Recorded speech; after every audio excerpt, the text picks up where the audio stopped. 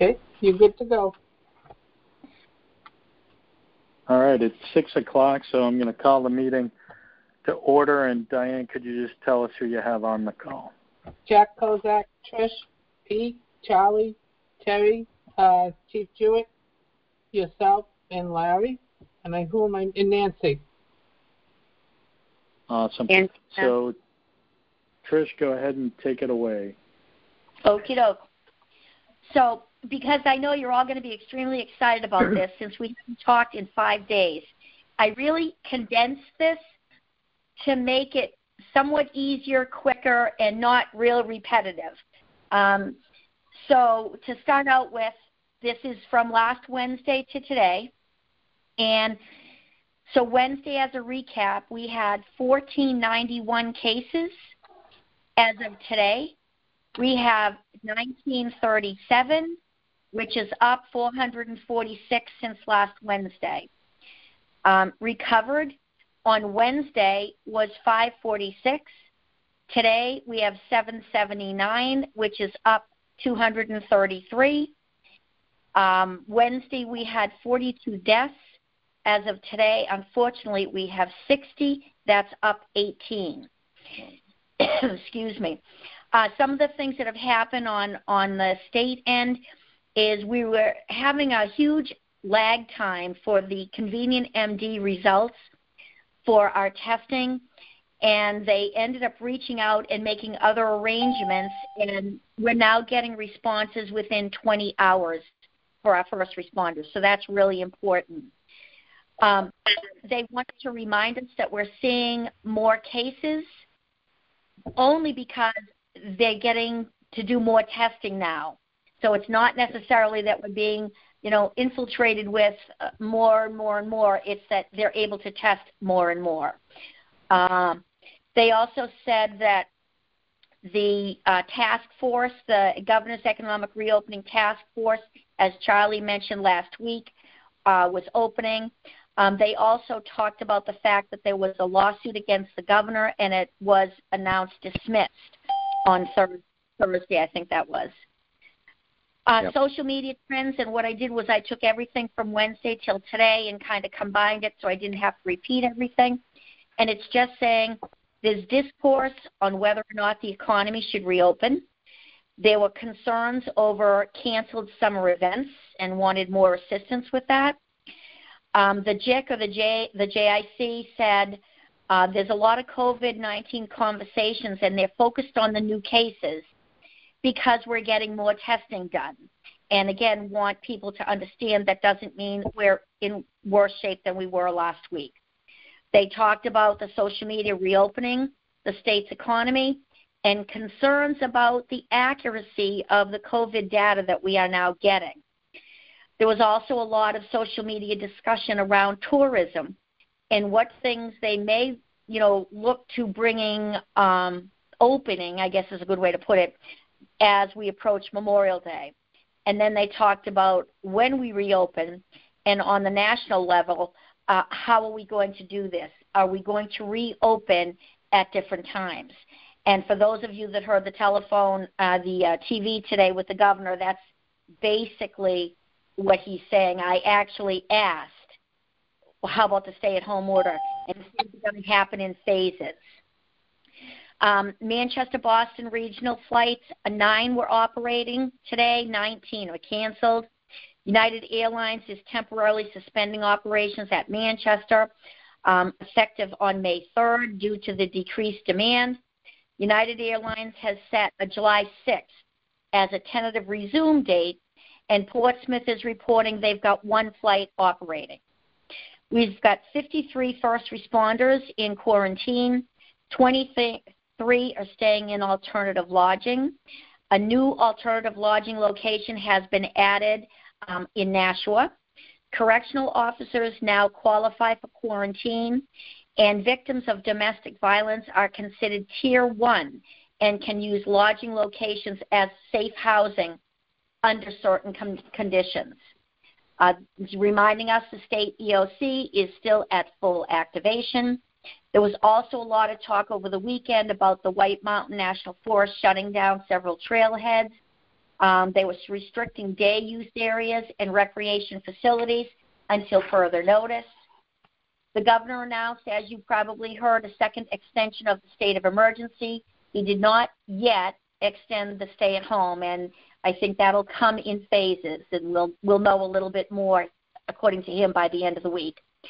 The governor also issued 3 new emergency orders, number 34, 35, and 36, and they were pertaining to health insurance coverage of services related to coronavirus, waiving retiree separation period, and ensuring workmen's compensation for COVID-19.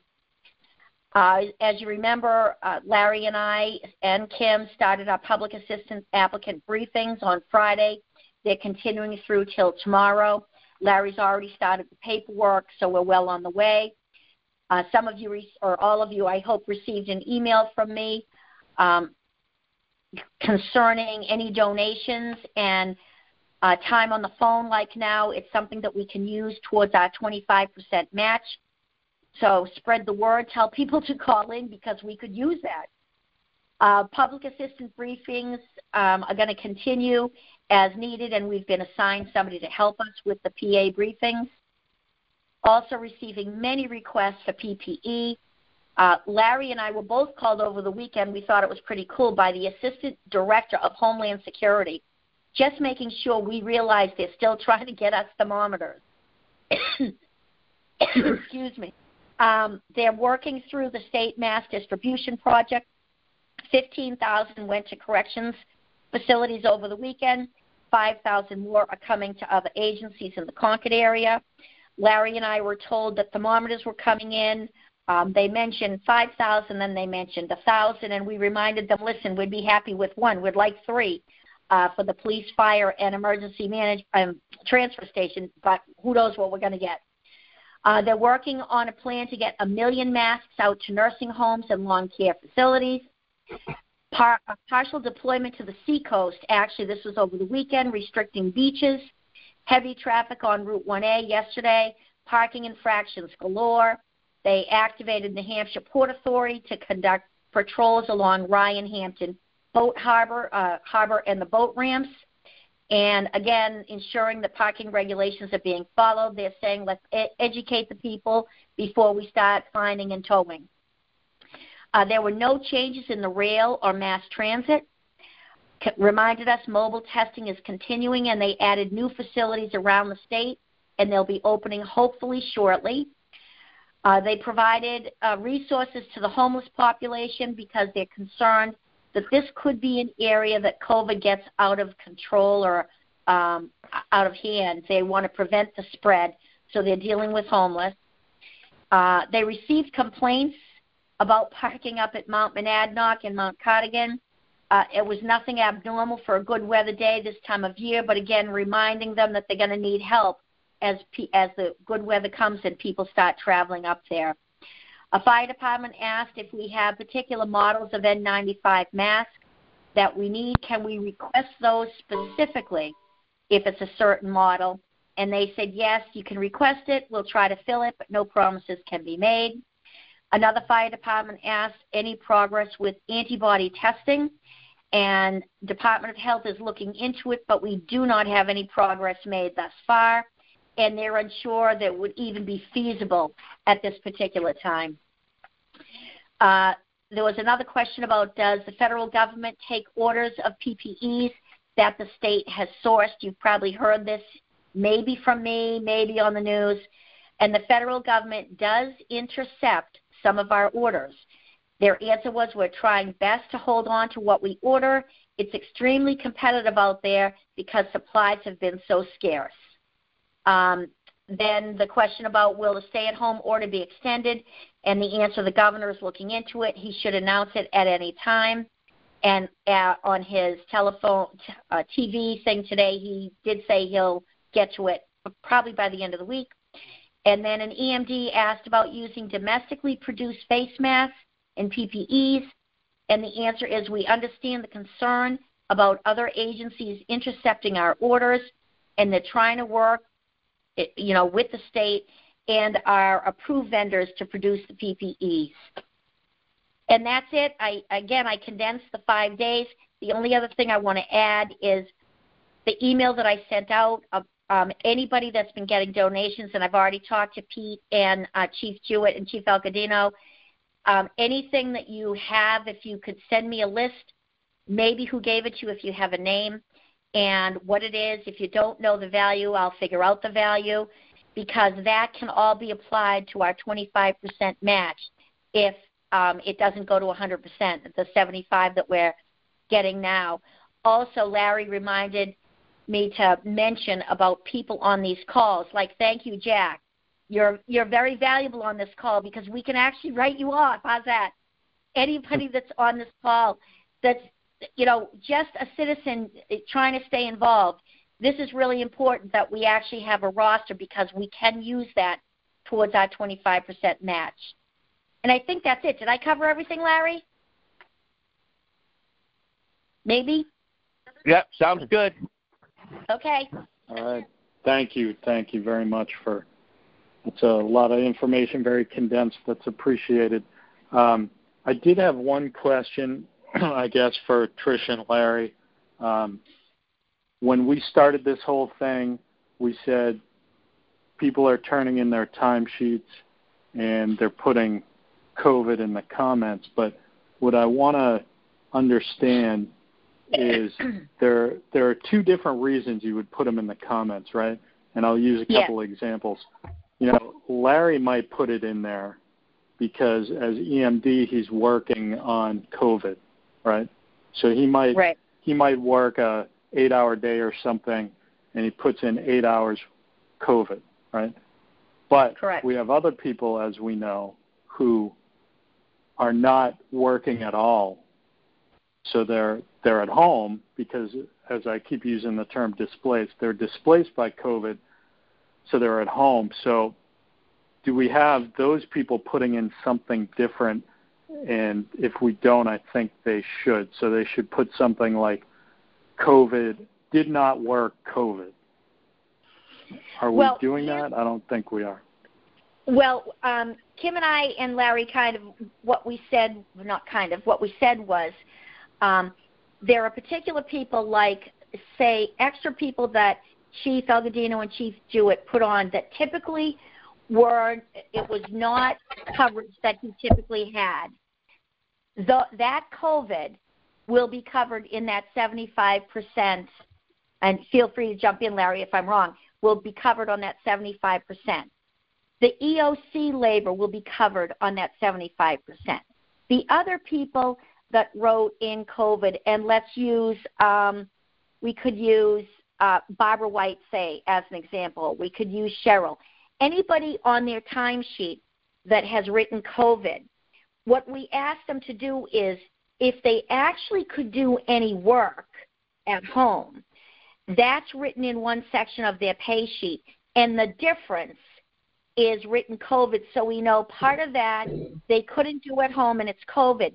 It does not mean we're going to get reimbursed for that. When we started this, we weren't sure what they were going to give us. So Larry said, let's just do it this way so we can keep track of it. So the standard people that are writing COVID, planning board, for instance, a certain amount of time he actually can work from home. The rest he can't, but he's got a certain amount of time that he was actually hired for. So he's written COVID for what he can't do because he can't go to town hall. But we're not probably going to get reimbursed for that. We don't think we are. It's only the additional staff, really police, fire, and emergency management, that will be covered payroll-wise. Right. So I just think we should, for clarity's sake, we should be asking these folks, and maybe the board wants to make it an email to go out tomorrow, that the department heads need to instruct these folks, the displaced people, that it must be written on their time card, COVID did not work. So that we're clearly seeing on the time card how many hours they did not work because of COVID. So it's an easy sort of pull of the data rather than, as Trish described, we have all those additional folks, right, that are in a different category. We should Right. know what they're working, but I think the other folks in the other category, what does the board think about sending out an email just so there's clarity around which category I think that's a good idea. Very good idea. I'm good with that. Very good. Okay.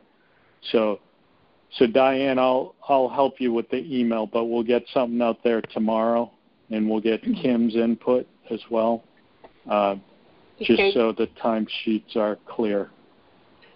Kim is not back till Wednesday. Okay, so we'll do it Wednesday. Matt, what Cool. we'll do is tomorrow when me and Trish come in, we'll make up a dummy time card, and we'll email it to you, and then we can pass that around. Okay, thank you. Okay.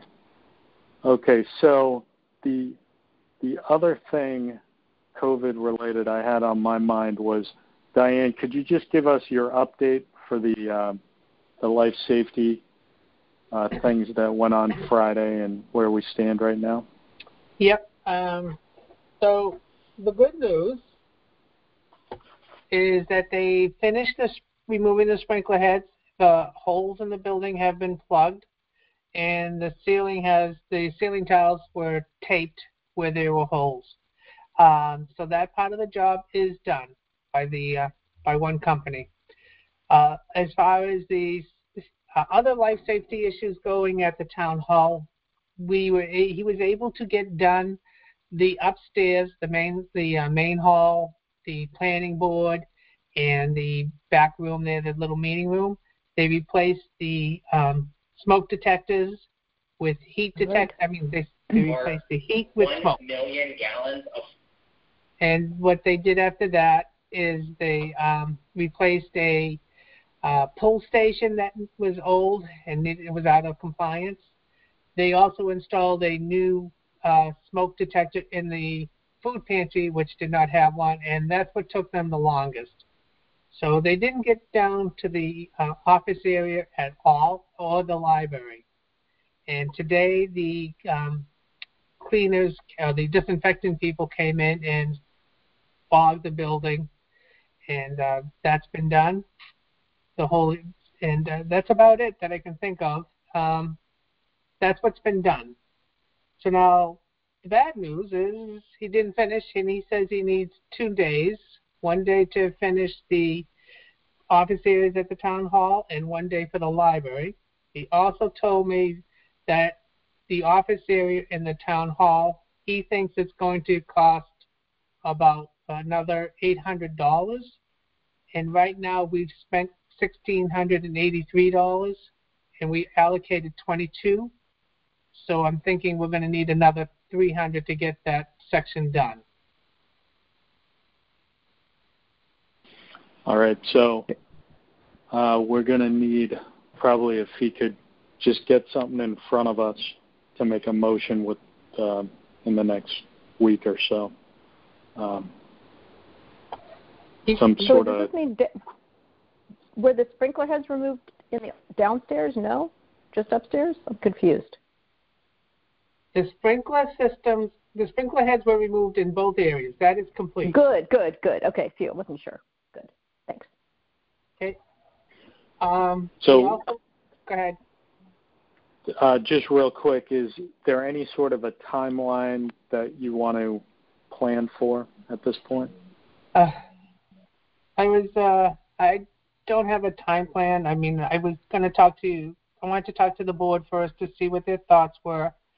Do you want to wait, do this in mid-May, and hopefully we'll be open again, and then we'll just have to do it while, everybody's in there? Or do you want me to try and schedule it as soon as possible? So, well, go ahead, whoever that was. My thought, Matt, is we just paid him $700, whatever it was, to fog today. If we bring him in again, we'll have to pay and fog again. Why doesn't he just take care of the library? And hopefully by then, town hall will be open and we can just do one final fog. because they're not going to cover these fogs because it's a contractor that came in. And unless we have the money. Fine. That's fine with me. What does the board think about we get the library scheduled, fog the library, and then, as Larry said, the rest of the town hall we put off and see what happens in the next month? I mean, that's fine as long as... Go ahead. Go ahead. No, you go ahead. I'll go? Or you go? Yeah. No, Matt, what I meant with the town hall, I meant is if he's going to come in 2 more times or if he's going to come in 1 more time, I'd rather see it 1 more time than 2 more times. Because that's 2 more fogs compared to 1 fog. You know what I'm saying? Yeah. Well, totally. I kind of agree with what Larry's saying from the standpoint of when we have the grand reopening, and I say that tongue-in-cheek, when we have the grand reopening of the town hall, I bet you we're going to want to clean it right beforehand. So that might be the time to do it. You know what I mean? And we don't know when that's really going to be in full capacity either. Well, I'm saying in between. That's why I say it tongue-in-cheek, because it's probably not going to be full capacity. But the kind of what I'm getting at is if we knew we're opening it on a Monday, we could have the work done the Friday, clean it on Saturday. You know what I mean? So we're cleaning once for 2 reasons in a sense. So I'm in agreement with that too, Matt. But what I was asking was the $800, the additional $800 of the work to be done, was that for the town hall, downstairs, and the library? For them 2 days? This is Diane. That 800, the extra money, we allocated 2,200 for the town hall. We spent 1,683. We need to get up to 2,500, so we need an extra 300. So that is just for the town hall. That's just for the town hall. That is correct. Diane, I think he's talking about just the fogging, Diane. No. Finishing his work. I thought they had work to do in both buildings. So, because she said 8 hours he had to spend in the town hall, and 8 hours he had to spend at the library, right? And where am I wrong? No, you're correct. There's 2 different things that have to be done.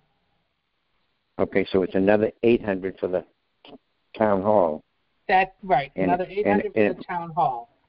Yeah, and it could be another 800 for the library. Well, he doesn't think it'll be as much because I think, what did I do for an estimate? Give me a minute here.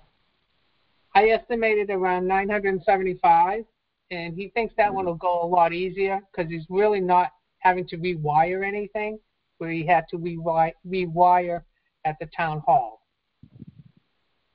Okay. So let's. And just to clarify. Go ahead, Kate. No, go ahead. It's hard to tell when someone's finished, so go finish, Charlie. No, I had finished. We were waiting for you. Oh. So just to clarify, so he says he has a full day left for to finish town hall and 1 more day to do the library. Yep. He's telling me at least 5 hours for both. 5 hours for the town hall, 5 hours for the library.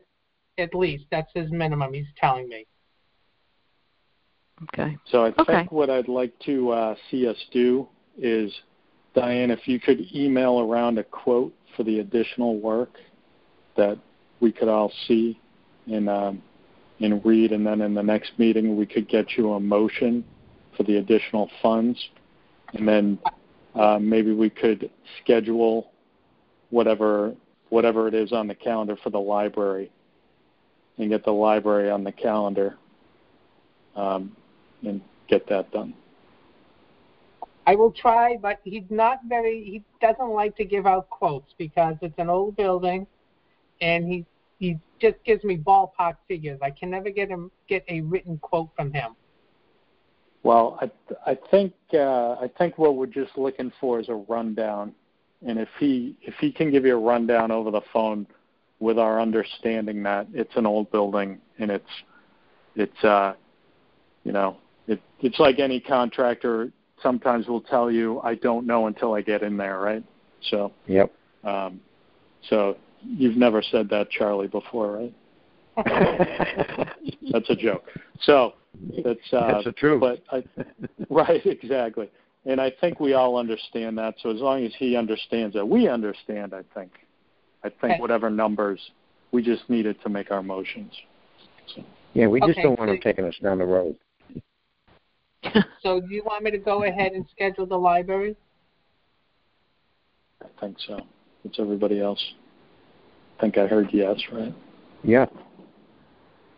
Okay. Yeah, that's not going to affect anything. So again, so if we have it do the library, is there going to be one more fog for the library too before it reopens? And this could just be all at one. It depends, I guess. Nobody in there. Yeah. Okay, good. And usually, what is it? The longest it lasts is 7 days on plastic. So okay. So no one in there is a good thing. On what the calendar looks like at that point. So let me ask this question then. If nobody is going to go in the library for at least 7 days, do we even need to fog it once he does the work? Right, I would fog it right before we reopen. Exactly. Yeah, so Terry's on the phone, right? Terry, what's your need to get into the library? Hi, if you could just repeat that. I put you back on mute. So could you please repeat that? So I know you've been going to the library periodically for stuff. If we told you to stay out of the library for an extended period, how long could you get away with that? I usually go every 2 weeks. So depending on when the date of the work to be scheduled is done, but I will be accommodating. Whatever needs to be done, I will accommodate. Okay, thank you. So that helps, Diane, I think. Yep. If we can just communicate with Terry. Okay. So yeah, that'll work. So then we don't need to fog it then. So that'll save us some money there. Right. Yeah, I would not want to do it after the work based on Terry's schedule, and then maybe if there's a grand reopening, we do it right before that. Maybe. We'll decide then. Okay. So I'm just going to schedule the library to have the work done. Yep. Okay. Thank you. Thanks.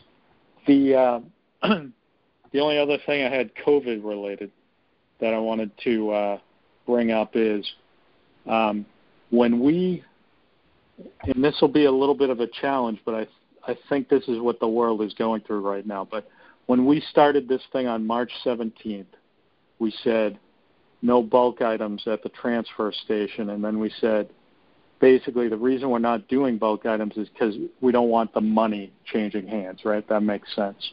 But we said if you have the voucher, that's easy enough. But I think, I personally, as we sit here, I think we're looking at, I'm watching the same news as you guys, I think we're looking at this virus being around for a long time. Whether or not we're open or whatever, or kids are going to school or whatever, the virus is still going to be here. So what I know we have Pete on the phone and Jack for that matter, but what I'd like to do is, a lot of businesses in the area and a couple of departments in our town have figured out ways to accommodate things with no contact, right? We're doing building permits and stuff like that. They're all via email, over the phone, whatever. So I guess what I'd like the board's thoughts on is, can we figure out a way, and we don't have to do it on this phone call right now, okay? So, but can we ask Pete as the manager of the transfer station to come up with a solution that we can implement so people can bring in bulk items and we can have that sort of zero contact? What is everybody's thoughts on that? I think that's a great idea. Yeah, maybe we can do a drop box at the transfer station. They can just drop the money in the box. Yep. Yeah, what if they need change? Well, here we have the trump card, right? Because if people want to bring in bulk items, we can restrict them. So we can say, we're either keeping the change or you're bringing an exact. Matt, and the other thing I would suggest is once we advertise it, is to bring your own help to lift it, because the transfer station personnel cannot get within 6 feet of the resident. So bring your own help to lift and haul. Yep. What's the legality of setting up a Venmo or PayPal account for the transfer station that we can keep track of, and people could just do it right on their phones? Well, at that point, they could just write a check, and we wouldn't have to worry about change or anything. Yep. I guess they don't have their check. I guess as I said, I don't want to solve it on the call right now because that could take us all night. But is the board okay with giving Pete the action to, Pete, put your heads together with everybody who works there and basically, call Kim as well when she's back to work on Wednesday and just figure out what's going to work best. And people are very, I'll go out on a limb and say this, people are very accommodating right now in terms of having to do different things to get something they want. So I think now is the time to announce to people. Are very accommodating. It's the out-of-towners who are getting belligerent with us and angry. Yeah, and maybe that's part of the solution is we're not going out of town is just not going to be part of this, but we see what you can come up with and you can present it to us when you're ready, because what I'm seeing around town is a lot of dumpsters, because I think a lot of people are using the time to clean, and I bet you they're wondering when we're going to start this up again, Oh, yeah. Oh, yeah. All right, so Pete, take a shot at that. You heard a couple of ideas just shared with you here. If you have any questions, you can give me a call, but I think you guys know the business better than anybody else and what's going to work and what's not. So. Yep. All right. Yep. We'll be on it. All right. Thank you. And the good news is we're making our own timeline. So it's not like it'd be nice to have it sooner rather than later, but it's not like we have to start it tomorrow when you open. So, all right. Anything else COVID-19 related floating around out there? I have something, Matt. Go ahead, Nancy. Tony has offered to come in on the weekend, like on Saturday, to clean the bathrooms and to clean the kitchen and sweep up and stuff. Are you okay with that happening?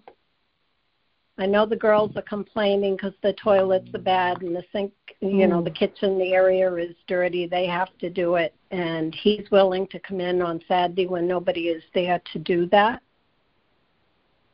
Is everybody okay with that? Yeah, Nancy, if you're okay with it. Do you like that idea, definitely. Nancy? Okay, good. Just want to make sure. Yeah, I don't have a problem with it. The girls will be happy. Just let's kind of keep track and let everybody know when people are coming and going, just so Jim Doggett doesn't decide he's going to come in on Saturday and work. You know what I mean? So. Okay. As long as we do that, ideally, Tony should be the only one in the building. So hopefully that'll work. Right. All right. Thank you. Thanks. All right. Anything else out there COVID-19 related? Well, just a comment. Can you hear me? Yeah, go ahead, Kate. Yep. I don't know how many people watched Governor Sununu today, but he pretty clearly cautioned municipalities on their budgets. Did anyone see that? No, but I heard. Yeah, so I think this is something we need to, be very on top of. Yep, I agree. And that may, let's see. But we're going to need to address it at some point so we don't get in trouble down the road. Yep. I agree. And, the only thing I was going to add is, and I kind of alluded to alluded to it earlier, and this will probably be the most broken record thing I do in the next few weeks is I think it's becoming clear, and we have to understand this is not going away. This is going to be with us for a while. We may open up things that were closed for a while. We might open them up 50%, maybe even 100%, but we're going to have to be cognizant of risk as we go forward. And so what that means is eventually those doors to the town hall will be open again. And when they're open again, the risk of, somebody with COVID-19 walking through the door, it's not going to go away. There's still going to be that risk. So whatever we can do now while we're in this closed posture to change the way we do things so the risk will be lessened when the doors are open, that's what we need to do. And if it means people have to figure out a way to do their jobs from home, then I'm all for that. If it means people have to figure out how to do their jobs, via email, via just over the phone, I'm all for that. We need to, if we haven't done it already, we need to keep thinking that, because it's, I often say when we get the all clear, I'm going to do this. We're not going to get the all clear all at once. We're going to get, it might be a year and a half from now, we're going to look back and we're going to say, oh, things are back to normal. But it's not going to be all of a sudden. So that's my soapbox moment for the night, I guess. I concur. And any new virtual technologies that everyone can get acquainted with and learn, and payments online through your apps, we need to explore it all so we can be prepared. Yeah, I would just say additionally, and I've said this before on the call, is unfortunately in municipalities, and it's not just ours, but in municipalities, things move slowly. We can't do that anymore. If there's something we need to mitigate risk, we need to do it fast. So that's all I'll say. Matt, could I say one more thing? Sure, Trish, go ahead. So to kind of piggyback on what you and Kate are both saying, and what Larry and Kim and I tried to allude to on that email that went out, and talking about budgets, if this 75% reimbursement never gets to 100, then it's so important for that 25% difference for us to try to make up with donations or people on the phone that take the time, like, thank you, Jack. Sure. They're telling us that people that are volunteering their time to get involved in what's happening in any way, they're valuing that at $25 an hour for us. Right. So that's a huge way to get rid of that 25% match that right now our departments will have to come up with if they don't expand the 75 to 100%. So just keep in mind, it's awesome if we can do that and get it out there to our coworkers and say, just get on the phone. This is long, but I'm going to try to make them less than half-hour calls, and that's beautiful that Larry and I and Kim can use that. All right, so that's everybody's homework for the night. Right. I think we put it on the agenda for the financing for the fire truck, Diane, is that correct? Yes, the truck, the lease agreement. So we've already, what was the last thing I signed? The last thing was the purchase and sale, right? No, that was for your house. Yeah, exactly. No, it was the credit app. That was a while ago. Okay, so now we have the lease agreement to sign. So we can do it with one signature, the chair's signature. So. Yep. So I can make the. Go ahead, Lisa. No, I wanted to wait to hear what Nancy had to say. She was going to say there's one something. There's one place where Larry needs to sign because they require a backup on one of the pages to the chair. And then Diane needs to sign to witness both your signatures. Not that you have to have a seal or anything, but she'll sign saying, yes, they both signed this. But 90% of the signatures, and I'll flag them if you guys don't have any changes to it at all. I will print it out and flag it where you need to sign. You can just flip through the pages and just sign your name and date it. So you'll leave it at the town hall then? Yeah, I'm waiting for you guys to approve it, and then I'll print it out. I'm going in tomorrow because Mary Jo will be in, but I've got a deposit for the treasurer. Okay. So I'll go in, I'll print it out, I'll leave it on the table. It'll be all flagged. You'll know where you need to sign. All right, do me a favor. Once you've left it, text both Larry and I that it's there and ready. And in that text string, we'll figure out when we're each going to sign it so we don't meet each other. Yep. Okay. All right, so I will move to accept the master lease purchase agreement for the new E1 custom pumper fire apparatus dated as of May 1, 2020 in the amount of $69,001.92 per year for 10 years, and to authorize the chairman and any other necessary signatures to sign all documents needed to execute the lease agreement. Second. Hold on. Discussion. Lisa, you said $69,000 for 10 years? Correct. No. That is what I said. It per year for 10 years. $69,000 per year for 10 years.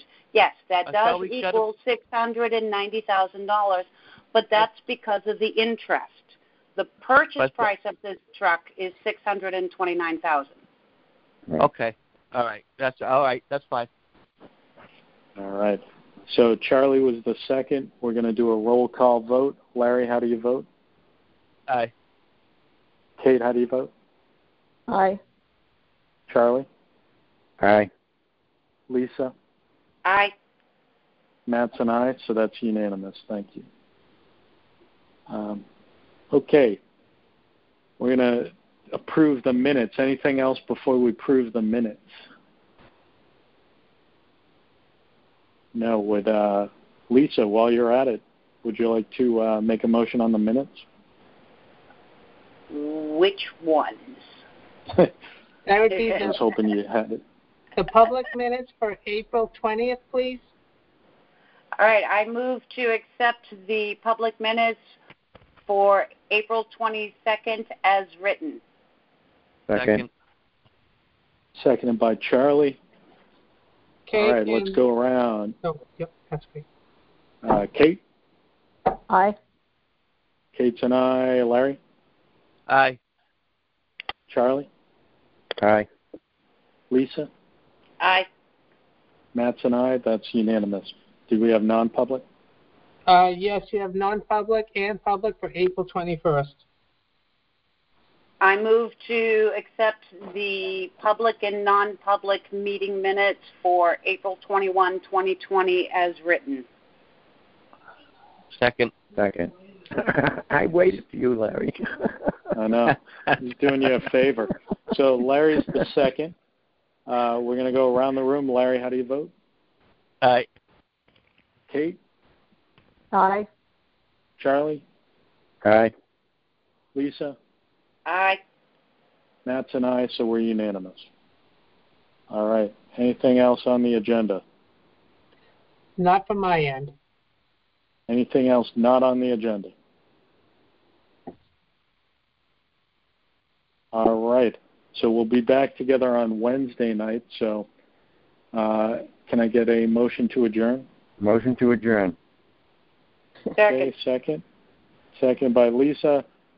And those are always unanimous. So, all right. Have a good night, everybody. Good night, everyone. Good night. Thanks. Good Bye. night. Thanks. Bye. Good night.